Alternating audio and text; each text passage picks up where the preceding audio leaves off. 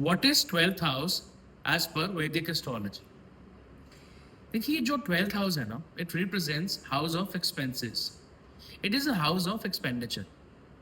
तो होता क्या है, आपने सुना होगा, कुछ लोग बोलते हैं कि हमारे जो खर्चे हैं वो पूरे पड़ते ही नहीं है, चाहे हमारी कितनी भी इनकम. तो ये हाउस हमें बताता है कि हमारे कितने एक्सपेंसेस होंगे, किस इंटेंसिटी में एक्सपेंसेस होंगे. तो कोई भी expenses we will see from 12th house. Then 12th house represents losses. हमारी लाइफ में कोई भी लॉसेस हो, personal life, professional life, financial loss, सारे लॉसेस, सारे these kind of challenges in terms of losses we see from 12th house. Then 12th house represents sleep quality और your sleep.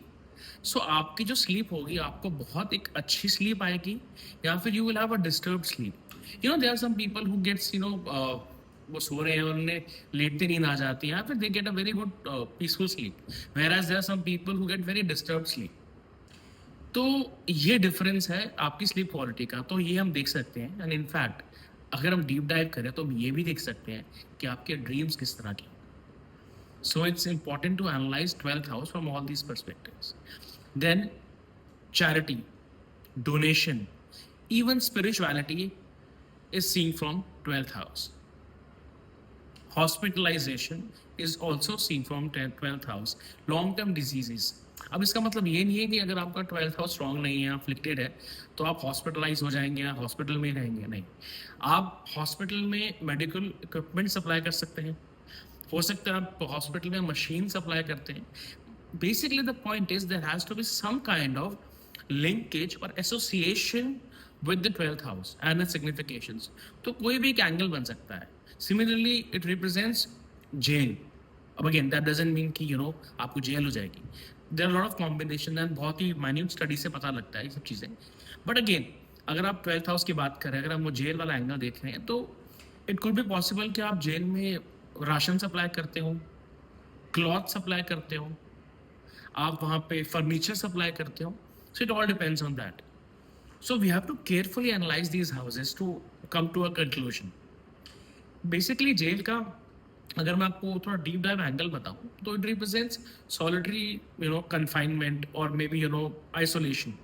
So that is why कहीं ना कहीं jail और isolation का angle बनता है. Then 12th house represents foreign settlement. बहुत सारे लोग हैं जो एस्ट्रोलॉजिस्ट के पास जाते हैं and they want to settle abroad in foreign. But क्या वो सेटल हो भी पाएंगे? क्या उनकी लाइफ में सेटल का योग है फॉरेन सेटलमेंट का? और अगर हो भी जाते हैं, will it be a smooth journey, will it be full of challenges, और उन्हें सूट करेगा in the long term? This is all seen from the 12th house.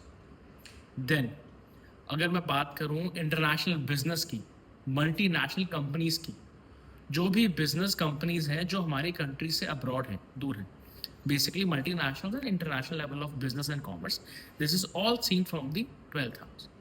अब अगर मैं बॉडी पार्ट्स की बात करूँ, बॉडी ऑर्गन्स की बात करूँ, तो लेफ्ट आई एंड फीट, आपकी लेफ्ट आई और आपके पैर 12th हाउस से देखे जाते हैं. Then in terms of meditation, 12th house is very important.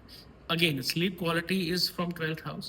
And then if we have a very strong 12th house with planets and positive associations and aspects, तो आप बहुत अच्छी meditative state में जा सकते हैं. अब जो meditative state होती है, this is the best exercise for mental health.